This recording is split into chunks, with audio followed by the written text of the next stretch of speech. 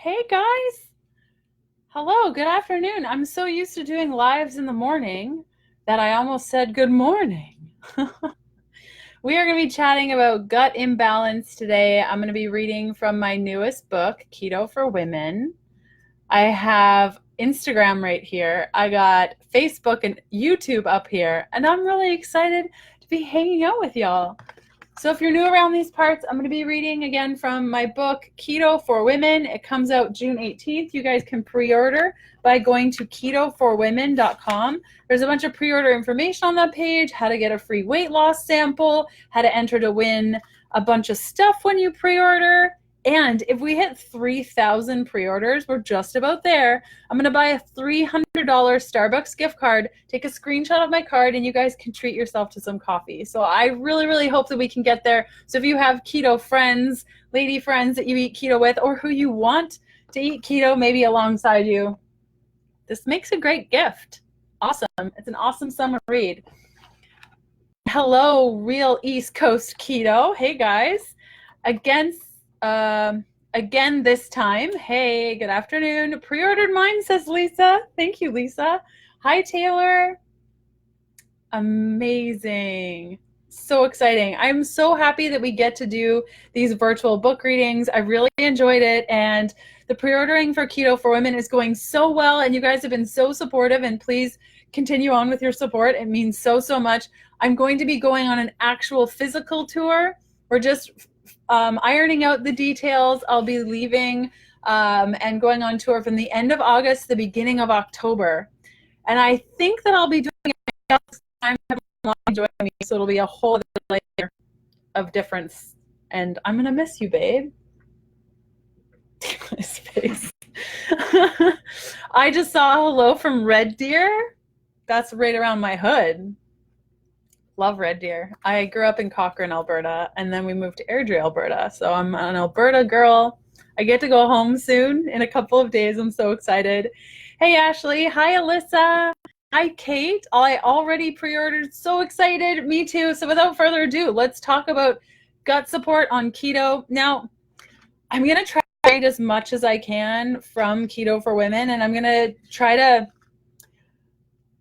Cole's Notes version a lot of it, because there's about 20 pages on gut support, and if I sit here and read 20 pages to you, everyone will be exhausted and I won't have a voice left. I can't wait to get a copy. Wish we could get you on the East for a signing appearance. I know it's so challenging to get enough people to go to those events that a lot of bookstores don't want authors there. There's just not enough people. It really is unfortunate. I did do the East Coast once. It was so much fun, and there was about 6 people at the event, and it was one of my favorites. So I've tried keto before, and I didn't lose any weight. Do you think I should try again? I think that if it resonates with you and you've tried everything else and it hasn't worked, head on over to ketoforwomen.com. I put together a free weight loss sample from Keto for Women. It's totally free. You just go there, fill it all out, fill in your email address and your first name, and you can get that guide and see if that resonates and see if there's any things that you tried that didn't work the first time. Okay, let's do this. So I am reading from page 256 of Keto for Women. And this is the part, this is chapter 8. And I'll kind of just show you, chapter 8 is pretty epic. It starts here.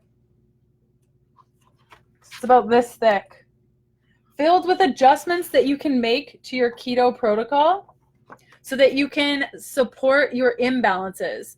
So there's candida support, gut support, blood sugar support, hormones is the next chapter, food sensitivity, food intolerances. Food intolerances is a really big. Gallbladder support, kidney support, cardiovascular support, lymphatic system support. Oh, let's talk about statins, nervous system support. So I'm reading from the gut support section.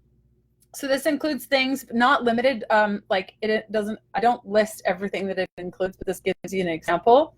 It includes leaky gut, dysbiosis, mental health. That's a big piece to gut support. So I included mental health in there. Constipation, diarrhea, digestive pain, gas, and bloating. So if you experience any of these symptoms, then listen up.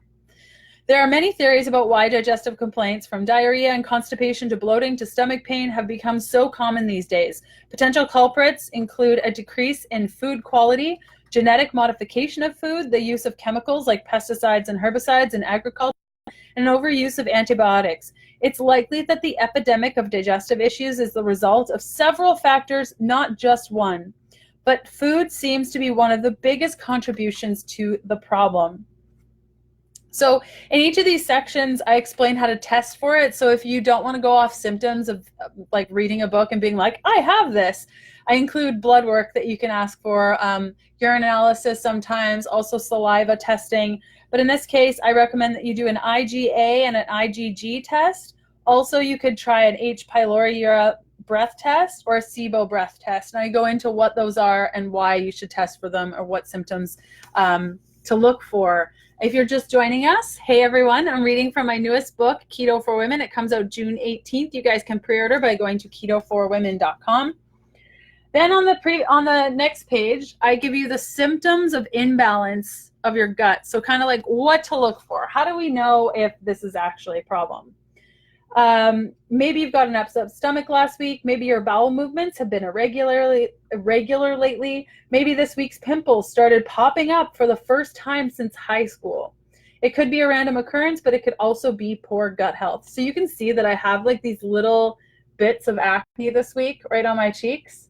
I had about half a bell pepper on the weekend. We went over to a friend's house and they made this like amazing fish. It had bell peppers and I was like, I'm just going to go for it.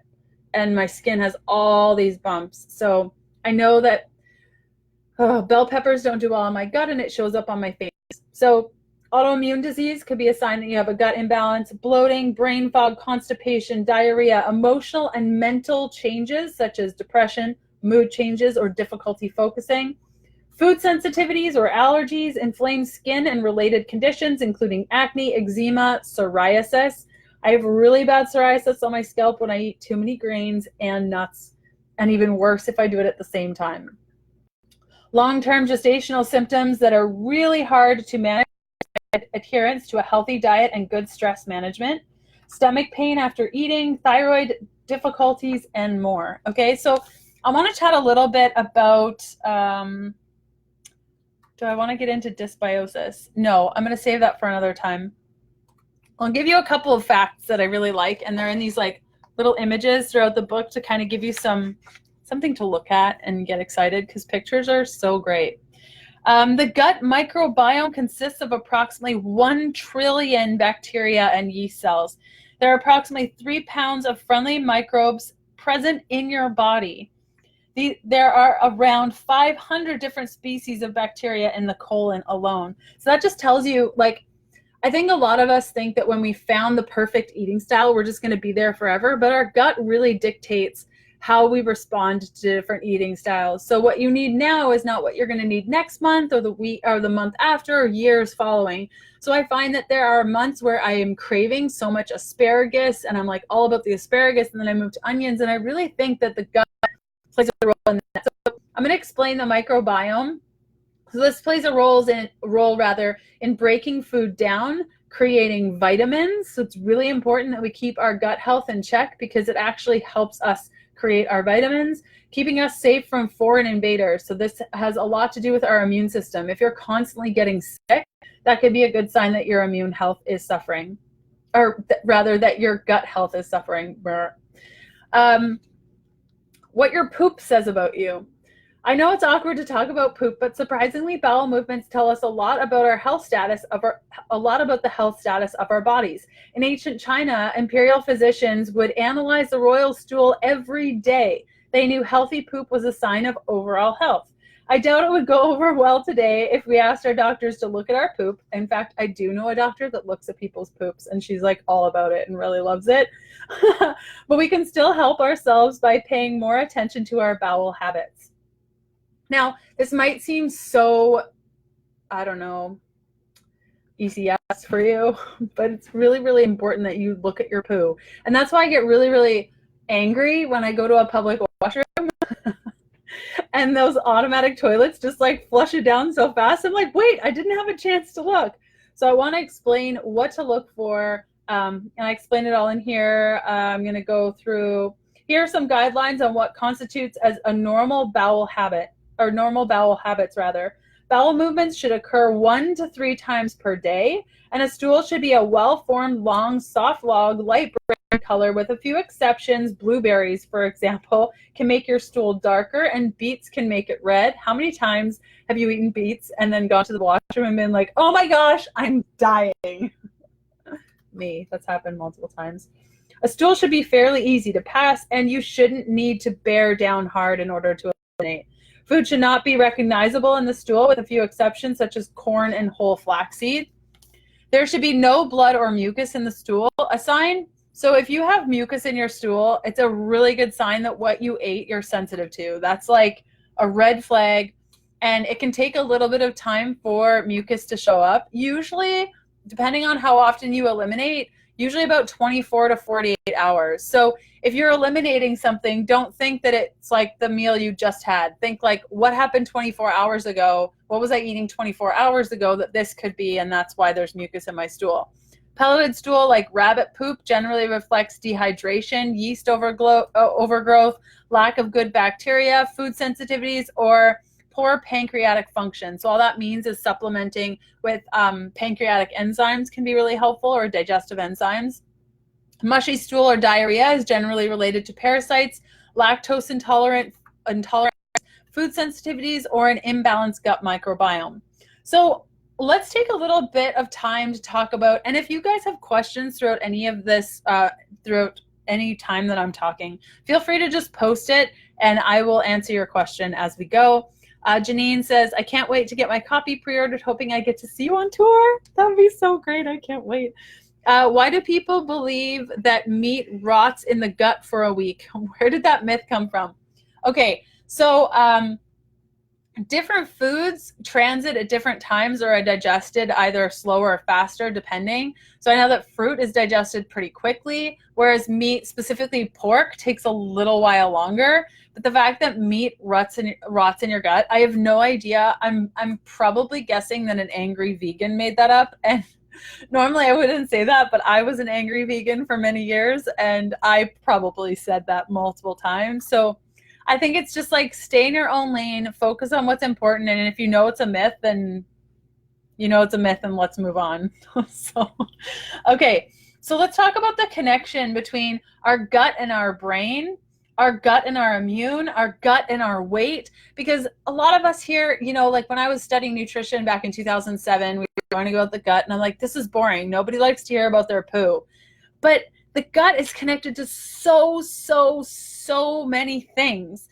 And so if you're having an issue with your weight, or you're having an issue with your immune system, or your hormones, it could be all gut related.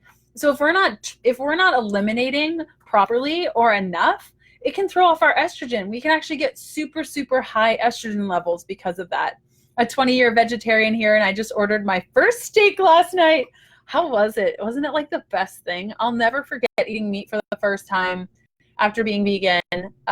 Was it salmon? Did you come over? I'm just asking Kevin. I think it was one of our first dates, and Kevin was like, I really like salmon. And I'm like, I'm vegan. And he's like, okay. What's vegan? What's vegan? And I was like, okay, I'll make salmon. And I had a little bit, and it was like, the clouds parted, the angels sang, I turned to the dark side, and I never went back. Okay, the gut-brain connection. Some signs of poor gut health seem obvious. Stomach pain, diarrhea, constipation, nausea, for instance. It makes sense that a problem in the gut would lead to any of these symptoms. But gut problems can also show up in a much wider array of symptoms, especially in emotional and mental health. It might seem at first like a stretch that depression could be related to a problem in the gut, but gut imbalances often show up in our feelings. Poor gut health might end up feeling like unhappiness or lack of fulfillment, whether mental, emotional, spiritual, or sexual. Mental unfulfillment may show up as mood swings, anger, mental fogginess, or forgetfulness. Spiritual unfulfillment could feel like hopelessness, fatigue, or a general sadness. Sexual unfulfillment could be a libido that's higher or lower than normal. All of this may sound a little strange, but there are sound scientific reasons that gut problems may result in mental or emotional symptoms. The digestive system actually has its own nervous system, the enteric nervous system. And while its primary function is to deal with local gut issues, moving food along, controlling blood flow to the intestines, producing hormones, managing immune responses, and the like, it also communicates with the brain. This can be seen or felt when you are under significant stress or feel anxious and get a stomach ache or suffer from some other form of intestinal stress. Okay, a really good example of this is when you hang out with your family. I don't know what it is. Marguerite is asking, another book? Yes, I'm reading from my newest book, Keto for Women. You guys can find out details by going to ketoforwomen.com. It hits bookshelves on June 18th, but if you pre-order, you get a bunch of free stuff and you're winning at life. Also, you help me, so go ahead and just pre-order it because you'll want to. So again, that's ketoforwomen.com. So when I hang out with my family, I get the worst gut pain ever, like ever. And so I don't really eat anything out of normal. It's just I'm with my family and they stress me out and my stomach starts to hurt. So this might be your experience too. In-laws, maybe? This can be seen or felt whenever you're under significant stress or feel anxious and get a stomach ache or suffer from some other form of intestinal distress. And this interaction goes both ways, meaning that what you eat and how your gut digests food can send signals to the brain. To use myself as an example, I get really moody when I eat chocolate. I always forget this, and then I eat chocolate, and then I get moody again. This moodiness could be tied to the high amount of oxalates that chocolates contain. I've written more about oxalates on page 299. In addition, 90% of our serotonin, the feel-good neurotransmitter, is made in the gut. When the gut isn't operating optimally, it can't produce as much serotonin, leading to everything from anxiety to depression. Experts have even started connecting gastrointestinal inflammation to inflammation in the brain and a leaky blood-brain barrier, which are factors in the development of neurodegenerative diseases like Alzheimer's and Parkinson's. Mother-in-law for sure got rid of her, much healthier. Amazing. It was amazing. The steak, cheese butter, and it changed my life. I'm so glad you gave yourself permission to step out of the box you had put yourself in. I think that's so important, and I'm really proud of you. Then I go on to talk about the gut microbiome and its relationship to ADD, anxiety, depression. And then there's the gut immune connection. So about 70% of our immune system exists in your gut. It's one more reason to prioritize a healthy gut. How can the immune system stay healthy if its host is imbalanced? And when the immune system isn't operating at full capacity or is weakened, it opens up your body to a long list of issues. This is when infections like cold, flus flourish. There's also growing evidence that a struggling immune system could contribute to the progression of chronic diseases in the body. I go on to talk about how to reduce inflammation because that's a really big deal too. The mother-in-law, yeah. I've been doing keto since February, and I recently started experiencing a lot of hair loss falling out in bunches, but I was wondering if you could recommend anything. Yes, actually, Keto Clueless. We've been chatting a bunch on Instagram. How are you? I talk a lot about hair loss in this book, my first book, The Keto Diet. And do I talk about, we're just going to look it up. Hair loss. A lot of people don't use the indexes of books. I am all about the index of my books. They're so great and they're so long and you can always find everything. Hair loss and stress, page 166. Awesome. Of this bad boy. Oxalates. I guess we can go into that a little bit because you're not the first person to ask. $2.99. Just going to read from that because it is related to the gut. Oxalates are naturally occurring compounds that are found in a wide variety of plant foods. Plants produce this substance for their own protection. Oxalates actually damage insects' teeth. It's very similar to lectins.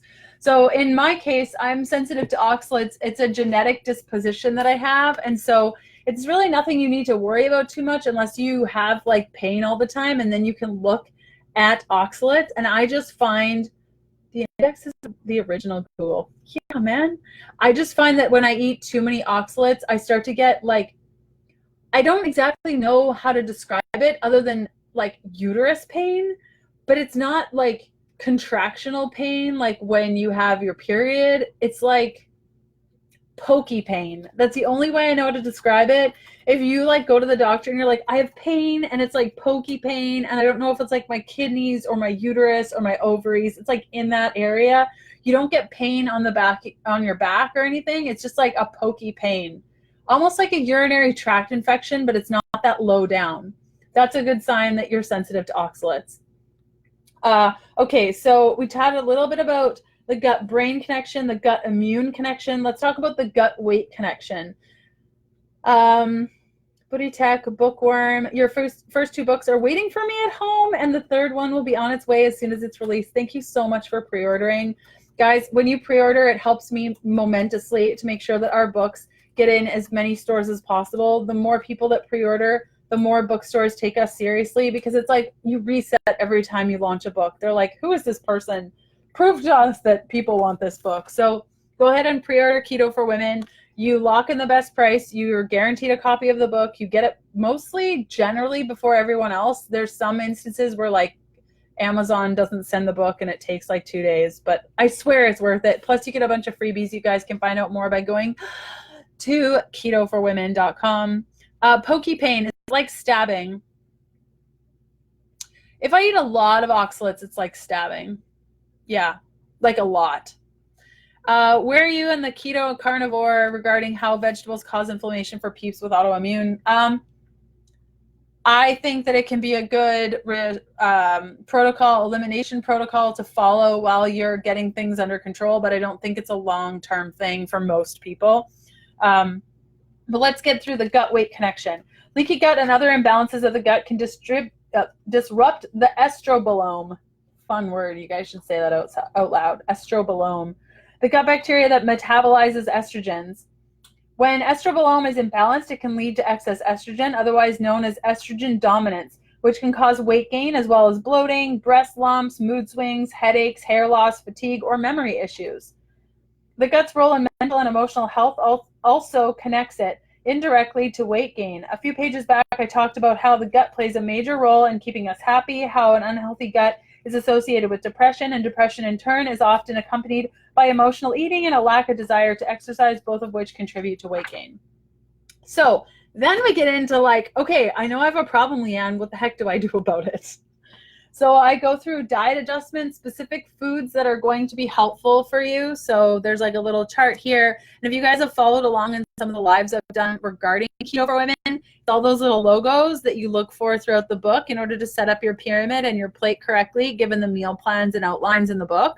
So you can make really quick adjustments and make it easy. I'm just going to make sure there's no other. Awesome.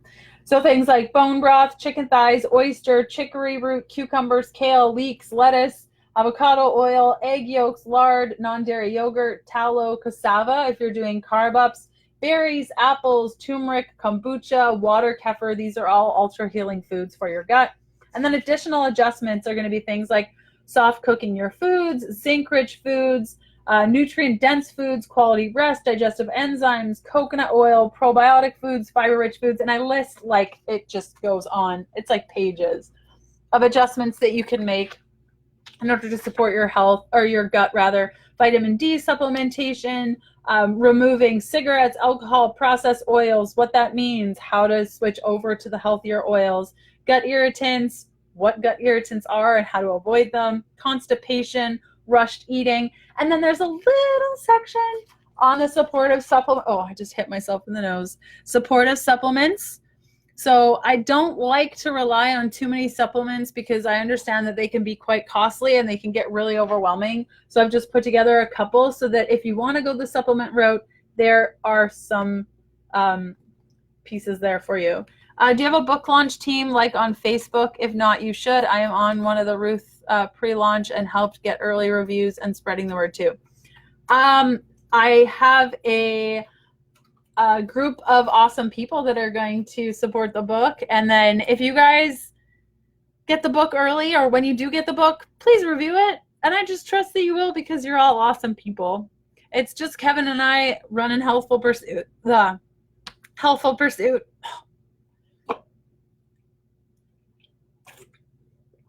Now I'm going to get the hiccups. It's just Kevin and I running the business. So I can't do everything and be everywhere, and that's been a really huge life lesson for me and him. Anything about non-alcoholic fatty liver disease, just diagnosed even though I've been keto 2 years. Yeah, I do talk about it a little bit. There's maybe like a page on it. Do you cover all kinds of keto, including vegan keto? I wouldn't say that okay, I'm going to try to answer this properly, because this is less about vegan keto versus carnivore keto and more about like, hey girl, you know what keto is. Is it working perfectly for you? No? You still have hormone imbalances? Or you still have a gallbladder that's causing you issue? Or your bone density is still down? Or like your energy is flat? Here's how to change what you're doing and adjust things and tweak things to work for your body. So it's less about here's how to follow a vegan keto plan or a carnivore keto plan or any of that. It's like, I understand you're doing keto. I think you know the basics. Here's how to adjust it so that, and 3 steps that you can follow, 3 clear steps you can follow to get your happy weight, boundless energy, all the awesome things, and just adjust it. Yes and yes. Thanks for answering having issues with macro counts. Any correlating evidence relating to artificial sweeteners and gut, or is that mostly non-conclusive? Okay, I don't talk about that in this book, but my friend Allie Miller, who I trust like immensely with everything she says, she was reading a study the other day and posted on Instagram, and I haven't read the study yet, but go on over to her stories, see if it's still there, see if you can find any information from her on that. She did link to the fact, or she referenced the fact that the study linked gut imbalances and more gut microbiome effect by supplementing with things like stevia and erythritol and those sorts of things. Now, how much, I don't know. What kinds, I don't know. I haven't read it, so I can't say. I can't wait to get this book. Amazing book. Oh my gosh, I'm so excited. Okay, so Keto for Women comes out June 18th. If you haven't already pre-ordered a copy, please do. And when it comes to your door on June 18th, please head on over to whatever site you purchased it on or whatever book store you got it, and just leave a quick review. It takes moments. There is a lot of intermittent fasting info, a ton. Not only like the basis of intermittent fasting, but also when to fast, when not to, based on your imbalances. So lots in here. It's a 416-page book. It's lighter than, you can see it's a little bit of a different size only because there are no actual recipes in here. And I don't know my book tour schedule, but the easiest way to find out when I'm going on tour and make sure that you don't miss it is to go to ketoforwomen.com. Get that free little download that I've put together. That way I'll have your email address and I will let you know when my tour schedule is all put together. Thank you so much for your support on this book. I'm hoping we can get to 3,000 pre-orders. That way we can make sure it's in as many bookstores as possible. And when we get to 3,000, I'll buy you some coffee. I'll load up a Starbucks card, post on my Instagram, and you guys can treat yourself to some coffee on me. And thanks so much for hanging out with me. Again, the URL for my book is Keto for Women. I'm Leanne, and I'm going to go make some dinner. Okay, bye. Slowly but surely. Bye, guys.